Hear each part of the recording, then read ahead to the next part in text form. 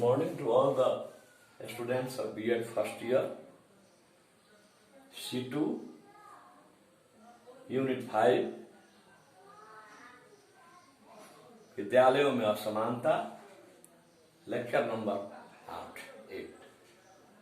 प्रश्न है, स्कूल में असमानता से आप क्या समझते हैं? What do you mean by inequality in school? विद्यालय उद्देश्यों की पूर्ति में शिक्षकों के दायित्व पर प्रकाश डालें। अनुसार लंबे समय से भारतीय शिक्षा के इतिहास में स्कूलों में असमानता चली आ रही है, चाहे वह राज्यों के आधार पर हो या नियंत्रण के आधार पर हो या सिलेबस के आधार पर हो। निम्नांकित तालिका के आधार पर यह अवधारणा स्पष्ट की जा सकती है। स्कूल में असमानता, इसके आधार पर 4 प्रकार के विद्यालय मुख्य रूप से आते हैं। एक प्राइवेट स्कूल, एक पब्लिक स्कूल, तीसरा ग्रामीण स्कूल और चौथा शहरी स्कूल। इसमें है प्राइवेट स्कूल, जो व्यक्ति ट्रस्ट, जो स्कूल व्यक्ति या ट्रस्ट या रजिस्टर्ड सोसाइटी या उद्योगपतियों के द्वारा संचालित होते हैं, उन्हें प्राइवेट स्कूल कहते हैं। इसके भी 3 उपभेद हो जाते हैं प्राइवेट स्कूल के। एक है सहायता एवं मान्यता प्राप्त स्कूल। इसमें होता है एक वे स्कूल हैं जो राज्य सरकार के पूर्ण नियंत्रण में रहते हैं। ये अपना शुल्क भी सरकार द्वारा निर्धारित मानदंड के अनुसार ही लेते हैं और सरकार के पूर्ण नियंत्रण। दूसरा है केवल मान्यता प्राप्त विद्यालय। इन्हें राज्य शिक्षा विभाग से मान्यता तो मिलती है, परंतु राज्य की ओर से कोई अनुदान इन्हें नहीं मिलता है। सब नियम राज्य सरकार के होते हैं, जिनको ये मानते हैं, परंतु शुल्क ये अपने ढंग से बच्चों से लेते हैं। तीसरा है मान्यता विहीन प्राइवेट विद्यालय। ये राज्य के शिक्षा विभाग के नियंत्रण से पूर्णतः मुक्त होते हैं। इनका अपना सिलेबस होता है, इनकी अपनी परीक्षा होती है, इनका अपना टाइम टेबल होता है। इस पर राज्य सरकार का कोई नियंत्रण नहीं है, क्योंकि ये मान्यता विहीन प्राइवेट विद्यालय है। अब आएंगे पब्लिक स्कूल। पब्लिक स्कूल का सीधा अर्थ होता है जनता का स्कूल, लेकिन व्यावहारिकता के धरातल पर यह बिल्कुल उसके ठीक विपरीत है। पब्लिक स्कूल जो है इंग्लैंड है, इसकी जन्मस्थली है, और इंग्लैंड से जब अंग्रेज भारत में आए, शासन करने लगे, तो पब्लिक स्कूल की धारणा इंग्लैंड से भारत में आई और पब्लिक स्कूल खोले जाने लगे। भारत में अमीर वर्गों के लिए, जो काफी अमीर हैं, उद्योगपति हैं, पूंजीपति हैं, जिनके पास आर्थिक रूप से असीम धन का भंडार है, तो भारत में अमीर वर्गों के लिए स्कूल खोलने का विचार कलकत्ता के वकील श्री एस.आर. दास के मन में उत्पन्न हुआ, जो पब्लिक स्कूलों की जन्मस्थली इंग्लैंड के पैटर्न पर आधारित है। श्री दास जी ने 1929 में इंडियन पब्लिक स्कूल सोसाइटी के नाम से रजिस्ट्रेशन कराया एवं इसके लिए 14 लाख रुपया भी चंदे की राशि के रूप में लिया गया। परंतु इसी बीच श्री दास के असामयिक निधन हो जाने के कारण यह कार्य पूरा नहीं हो पाया।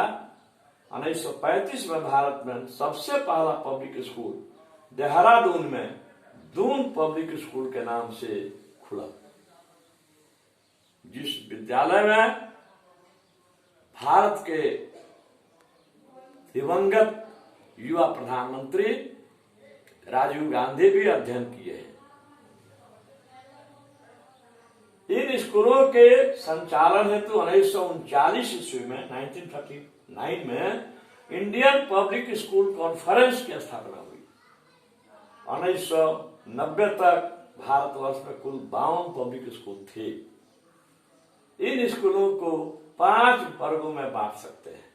एक है शाही परिवार के बच्चों के स्कूल, 2 में है यूरोपियन तथा एंग्लो इंडियन बच्चों के स्कूल, 3 में है सैनिक स्कूल, 4 में है सैनिक अधिकारियों के बच्चों के स्कूल और 5 में है सामान्य पब्लिक स्कूल, जिसमें सैनिक और असैनिक दोनों परिवारों के बच्चे पढ़ते हैं, जैसे डीएवी पब्लिक स्कूल या दिल्ली पब्लिक स्कूल या बहुत सारे ऐसे पब्लिक स्कूल हैं।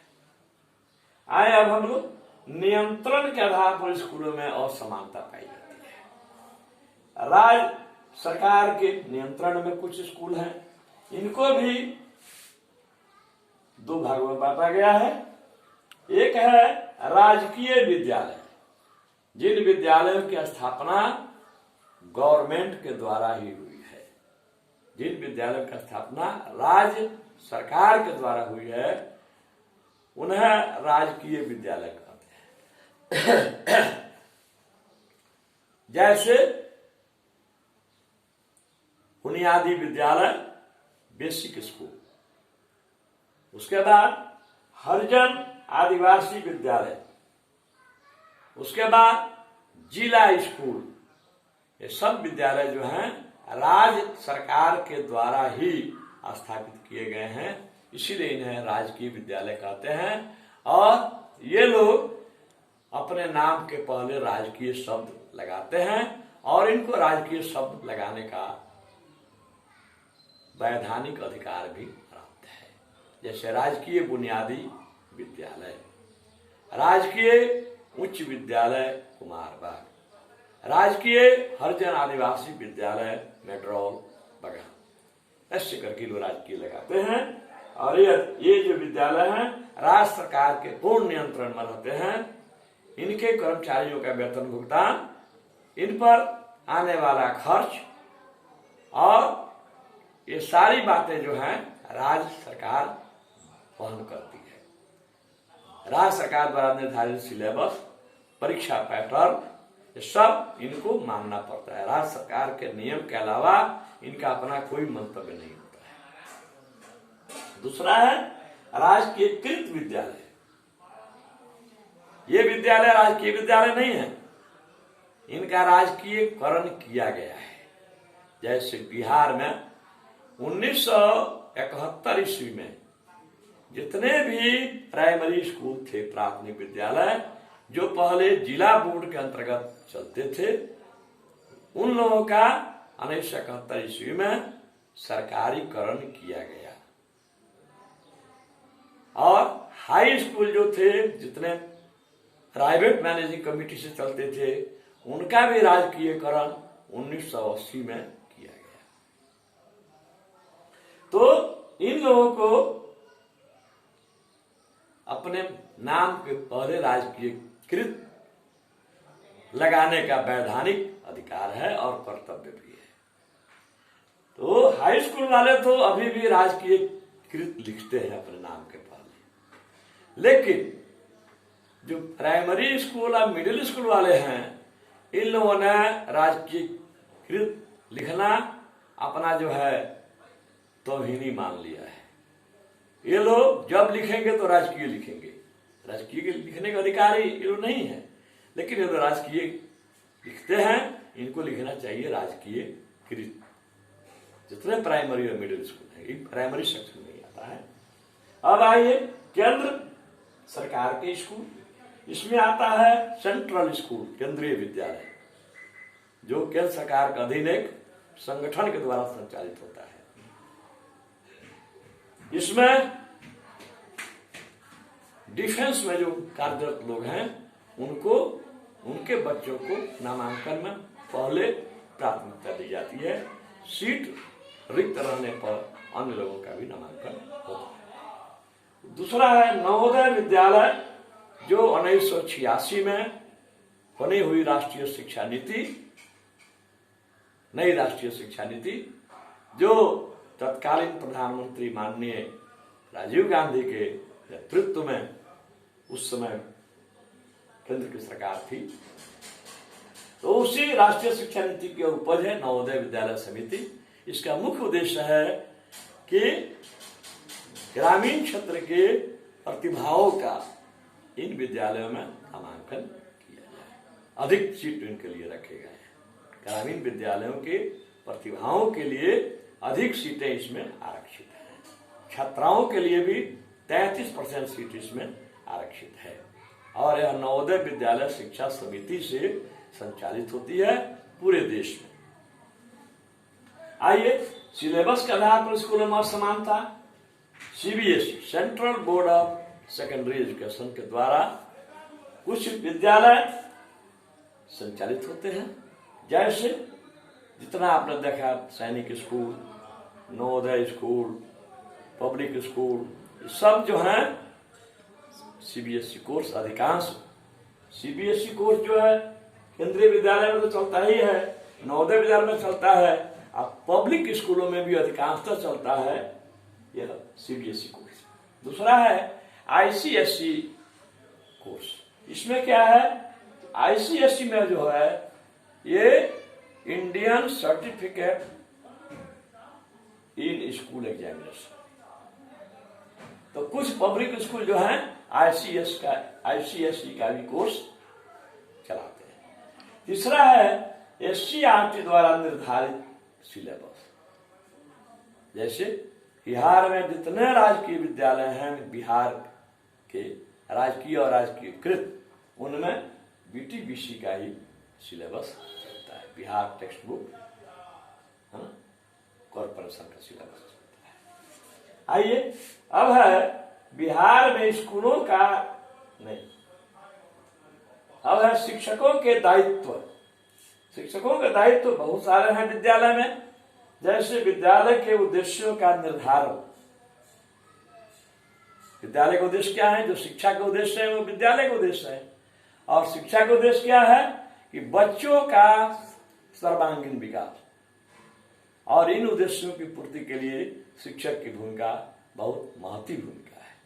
बालकों का शारीरिक, आत्मिक, बौद्धिक, मानसिक विकास जो हो उसी को सर्वांगीण विकास करते हैं। दूसरा है शिक्षण संबंधी दायित्व। यह जो है शिक्षक का मुख्य दायित्व है, क्योंकि इसी पर सब निर्भर करता है, सब शिक्षा रूपी ढांचा इसी पर है। तो शिक्षक कैसे अपनी विषय वस्तु को आदर्श पाठ योजना बनाकर, कल पढ़ाने वाले टॉपिक का आज बनाकर कितना उसको रोचक ढंग से, कितना आसानी से प्रस्तुत किया जाए ताकि बच्चों के लिए सुगम हो, है ना। तो यह आता है शिक्षण संबंधी दायित्व। तीसरा है शिक्षण विधियों एवं प्रविधियों। शिक्षण की विधियां होती हैं, किस विधि का प्रयोग कहाँ किया जाएगा। किसी एक शिक्षण विधि से काम नहीं चलता है, कहीं कहीं 1 या 2 या 3 भी लेना पड़ता है, और विधियां भी बहुत है ना। पुनर्बलन है, आपको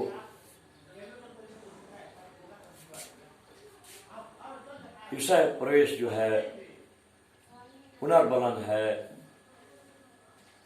कक्षा कक्ष प्रबंधन है, व्याख्यान पर विधि है। अब किस विधि का प्रयोग कहाँ किया जाएगा, यह शिक्षक के कुशल नेतृत्व पर निर्भर करता है। छात्रों की प्रगति का मूल्यांकन, छात्रों के प्रगति का मूल्यांकन करना भी शिक्षक का दायित्व है, और इसके लिए आ गया है अब CCE, सतत एवं व्यापक मूल्यांकन, जिसमें प्रतिदिन, प्रति क्षण, प्रतिपल, प्रति छात्र का मूल्यांकन शिक्षक को करते रहना है। कक्षा प्रबंधन, कक्षा में जो है फर्नीचर की क्या स्थिति है, कक्षा में साफ सफाई है कि नहीं है, हवादार कक्षा का जो है माहौल है कि नहीं है ना, बच्चों के बैठने की व्यवस्था नहीं है, रोशनी है कि नहीं है, इस सब की निगरानी करना शिक्षक का दायित्व है, और आवश्यकता अनुसार अपने प्रधानाध्यापक से इस बात को कहना। नेक्स्ट है निर्देशन एवं परामर्श।